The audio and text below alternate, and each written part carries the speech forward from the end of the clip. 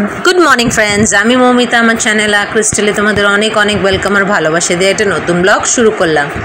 बाजे एखन कटा हबे 11:30 दिए हबे ठीक मने पड़छे ना। तबे उठेছি আজকে 10টার সময়। কালকে বললাম না বমি করে অনেকবার বমি হয়েছে, লাস্টের দিকে আর বমি তো কিছু বেরোচ্ছিল না, যত কফগুলো বেরিয়ে গেছে, ভালোই হয়েছে, কিন্তু অনেকবার বমি হয়েছে, মানে আমি পুরো ক্লান্ত হয়ে পড়েছিলাম।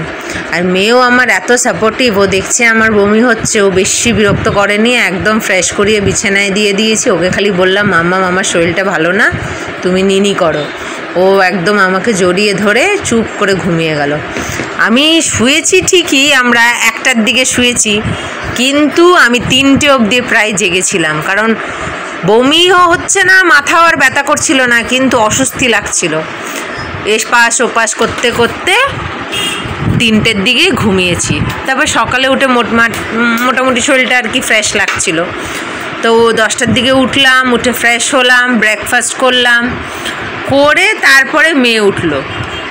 তো উঠতে ওকে কিন্তু একবার ফ্রেশ করিয়ে ব্রেকফাস্টও হয়ে গেছে, খুব একটা খেলো না, ও যেমনি খায়, খাইয়ে দাইয়ে তারপরে ভাবলাম যে চুলে একটু তেল দিয়ে দিই, কারণ আজকে শ্যাম্পু করাবো, অনেক দিন তেল দেওয়া হয় না, ওর চুলে মানে অ্যালার্জি আছে তেলের বলে ওকে বেশি তেল দিই না, যখনই দিই এরকম দিয়ে শ্যাম্পু করে দিই। তাই ভালো করে তেল দিয়ে একটু ম্যাসাজ করে দিচ্ছি। আর তার আগে ওকে ওই কটা বাদাম ছিলে দিয়েছিলাম, ও একদিকে খাচ্ছে আর আমি একদিকে এই কাজটা করছি। বিছানাপত্র এখনও গুছানো হয়নি, গুছাবো।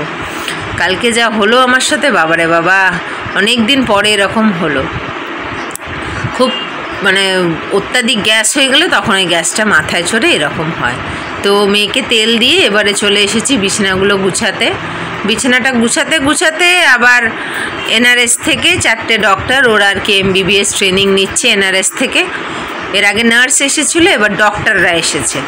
তো দেখাবো তোমাদের লাস্টে। ওই এসে একটু সার্ভে করছিল, ওরা আর কি MBBS করছে এনআরএস থেকে। তো এই কাজটা করে ভাবলাম মেয়েকে একটা জুস বানিয়ে দেবো। তো এই কাজটা করতে করতেই ওরা এসেছিলো, ওদেরকে অ্যাটেন্ড করে আবার এসে ওই কাজটা করলাম। এই যে 4জন ছেলে এসেছিলো অল্প বয়সী। দেখো 12:30, রান্নাবান্না হয়ে গেছে, বাসন মাজা হচ্ছে, ঘর মোছা হবে। এদিকে ড্রয়িং নিয়ে বসেছে, জুস বানালাম, জুস দেবো। আর এই ছেলেগুলোকে দেখলেন, ওগুলো সব MBBS ওরা করছে আর কি এনআরএস থেকে। এর আগে নার্সরা এসেছিলো, এবার এরা এসছে, একটু সার্ভে করলো, কার কী বয়স, কার কী রোগ আছে, কে কী করে, এইসব সার্ভে করলো। ওই জন্য এসেছিলো।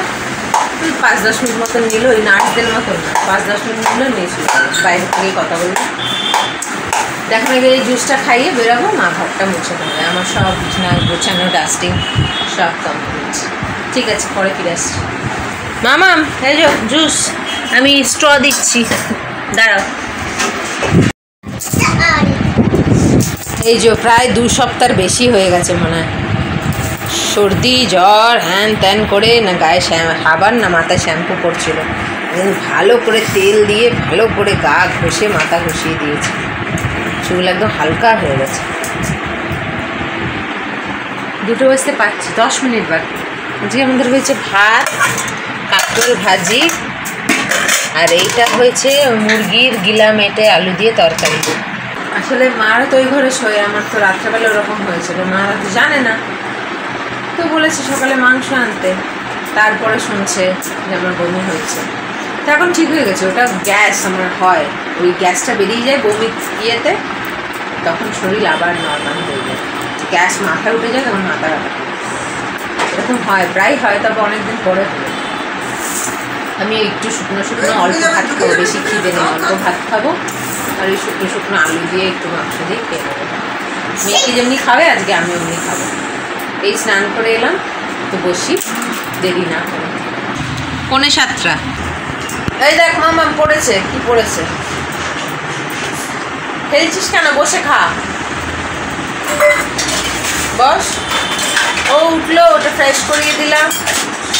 এতদিন পরে শ্যাম্পু দিয়েছি, তাও একবারই দিয়েছি, তাই চুল ধরা যাচ্ছে না, চারিধার দিয়ে বেরিয়ে বেরিয়ে একেকার। চুল বেঁধে দিলে কী হবে, চারিধার থেকে বেরিয়ে, তাও তো একবারই কোনো রকম শ্যাম্পু দিয়েছি, ভালো করে দিয়েছি, কিন্তু একবার দিয়েছি, আরও 2-1বার দিলে তো চুল আরও কী হবে, সব বেরিয়ে যাচ্ছে, লেস খাচ্ছে। আমি দৌড়ে কিচ্ছু খাইনি, পারলামই না খেতে।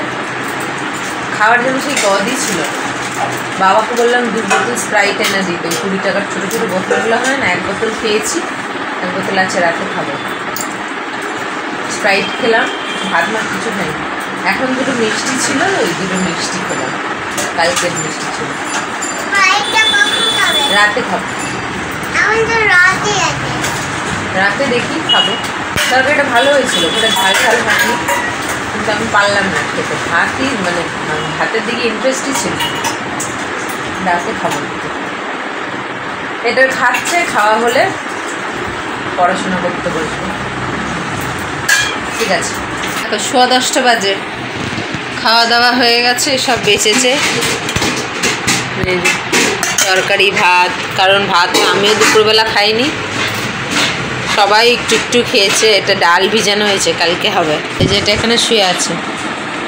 সন্ধ্যাবেলা ওকে পড়াতে বসেছিলাম, পড়তে পড়তে ঠিক 1:30 বাজে, মানে শেষের দিকে, তখন ঢুকলো ক্রিস্টিনা। তো ওর সঙ্গে 8:30 থেকে 9টা পর্যন্ত খেললো, তারপরে খেতে বসলো, খেলো, মা বাবাও চলে গেল খেয়ে দেয়। এবার এগুলো ফ্রিজে ঢুকাবো, কাপড় তুলবো, এডিট করবো, ওষুধ খাওয়াবো, এইসবই আছে। আর দুপুরবেলাতে আমি ভাত খেতেই পারিনি বললাম, তো এবেলাতে একটু ভাত, এবেলা একটু শরীরটা আরও ভালো লাগছে, তো অল্প করেই ভাত খেলাম, শুকনো শুকনো অল্প করেই নিলাম, সব নিয়ে খেয়ে এখন স্প্রাইট খাবো। 2 বোতল এনেছিল, একটা খেয়েছি, একটা আছে, এখন খাবো খাবো খাবো। ওকে দিই, কিন্তু একদম ঠান্ডাটা কাটিয়ে দিই অল্প করে। ঠিক আছে, ব্লগটাকে আজকে এখানে এত দূর রাখছি, আগামীকাল আসছি আবার একটা নতুন ব্লগ নিয়ে। তোমরা ভালো থেকো, সুস্থ থেকো, নিজেদের খেয়াল রেখো। Good night.